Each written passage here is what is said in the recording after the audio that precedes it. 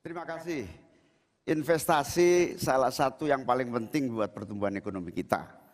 Dan investasi tidak akan ada masuk ke tanah air kita apabila tidak kita bangun trust, kepercayaan internasional, kepercayaan dalam negeri dengan apa? Dengan kepastian hukum dan terjaganya kestabilan usaha yang berkembang di masyarakat kita.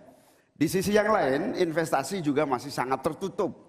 Kita ingin investasi ini begitu terbuka dan tidak hanya berkonsentrasi kepada investasi yang menumpuk pada sektor-sektor tertentu atau padat modal.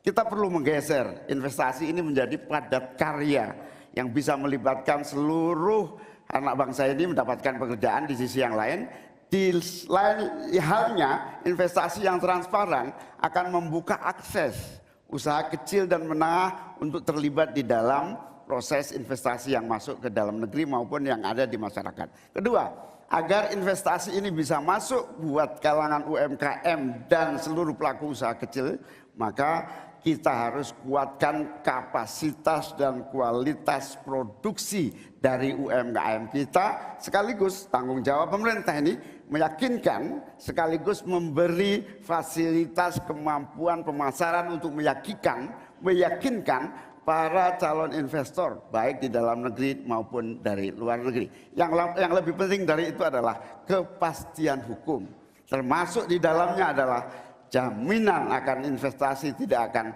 disalahgunakan atau tidak menjadi beban baru, dalam artian investasi mengandung kecurigaan kerugian yang itu diakibatkan kepercayaan yang menurun. Kredibilitas pemerintah hukum harus ditegakkan untuk membangun trust agar semua yang investasi merasa aman. Cukup, waktu Anda habis. Terima kasih, mohon tenang. Kita mulai untuk meminta tanggapan dari calon wakil presiden nomor urut 2 terlebih dahulu, Pak Gibran. Silakan. Baik, terima kasih Gus Muhaimin. Mungkin PR kita ke depan adalah bagaimana kita bisa menurunkan indeks ICOR kita. Kita ingin indeks ICOR kita turun ke angka 4 atau 5%, sehingga investasi akan naik dan akan menumbuhkan trust juga dari para calon-calon investor. Lalu ini yang perlu kita garis bawahi. Kita ingin akses untuk logistik harus terkoneksikan sehingga distribusi bisa menurun. Lalu untuk UMKM, ini memang PR kita ke depan juga. Kita ingin memperbanyak inkubasi sehingga UMKM kita bisa naik kelas. Kita dampingi dari A sampai Z, kita dampingi dari packagingnya, dari brandingnya, dari marketing ownernya. Setelah selesai, kita dampingi lagi permodalannya. Setelah selesai, kita dampingi lagi untuk bisa mendapatkan off-taker. Terima kasih. Waktu Anda masih tersisa, Bapak. Mohon tenang. Cukup? Cukup? Baik. Selanjutnya saya berikan kesempatan kepada calon wakil presiden nomor urut 3, Pak Mahfud. Caimin, calon wakil presiden paslon 1. Begini, yang Bapak sampaikan itu tadi saya kira itu sangat normatif. Seharusnya begitu. Di lapangan, Pak, investasi itu sulit loh, Pak. Prosedurnya bertele-tele, ada konflik of interest di mana pejabat yang ngurus itu misalnya harus mendapat sesuatu tapi disalurkan lewat si A. Itu laporan yang masuk ke saya. Ada urusan harusnya diinvestasikan untuk rakyat, itu malah disentralisasi ke negara, dibuat PT sendiri lalu diurus sendiri, rakyatnya tidak kebagian.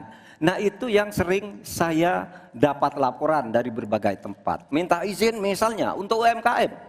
Untuk UMKM misalnya, berapa? Perlu 24 meja, Pak, untuk mendapat izin UMKM. Pertanyaan saya, instrumen hukum apa yang Pak Imin bisa sediakan untuk menjawab itu semua? Selesai. Baik, terima kasih. Tenang, nanti ada saatnya untuk memberikan aplaus. Selanjutnya kita akan ke calon wakil presiden nomor urut 1, Bapak Muhaimin Iskandar, untuk menanggapi kembali. Waktu Anda 1 menit, kita mulai. Ya. Memang apa yang disampaikan Pak Gibran, selain kita bantu permodalan dan kapasitas untuk produksi yang meyakinkan para investor masuk, ada prasyarat-prasyarat mutlak yang disiapkan pemerintah. sekaligus menanggapi Pak Mahfud. Kita punya undang-undang Omnibus Law. Kita punya sistem baru yang lebih efektif dan ramah terhadap investasi. Tetapi sekali lagi, pemerintah terlampau lambat dalam mengimplementasikan itu semua. Sehingga harus kita selepet supaya lebih cepat lagi menyediakan sarana dan prasarana bagi percepatan izin. Berbelit-belitnya izin saya setuju, menjadi penyebab utama trust itu hilang. Nah, kita harus membenahi pada wilayah pemerintahan kita yang harus memberikan satu sarana infrastruktur yang memadai. Saya setuju, logistik menjadi salah satu kunci pentingnya. Logistik yang menyambungkan antara kebutuhan murahnya angkut barang sehingga investasi Cukup, habis. waktu Anda habis.